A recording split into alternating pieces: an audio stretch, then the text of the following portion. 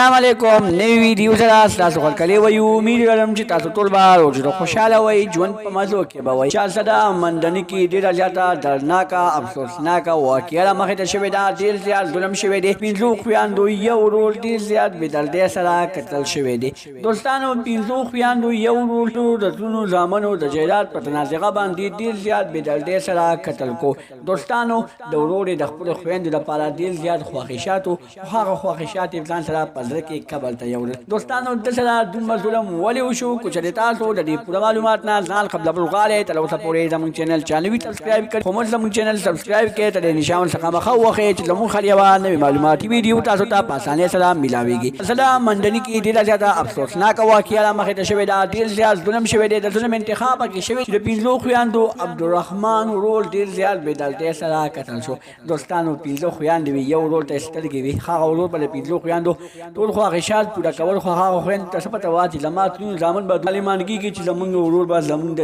د دې دنیا نه جدا کوي دوستانو د عبدالرحمن د نن نه درې څلور میاشتې مخکې مور او پلار مړه شوي وو مور او پلار مړه شوي یعنې یتیم یسیر و دوستانو دغه یتیم یسیر سره دومره ظلم وشو چې جایداد په تنازعه باندې پیرنګ وشو په سل باندې وویشتلی شو او بیا په هغه مړینې حالت کې مړه د ټولو زامنو لټې ورکړې اخر د عبدالرحمن دومره غټه ګناه څه کړې وه دوستانو عبدالرحمن د مور او پلار جایداد عبدالرحمن د پاتې شوی و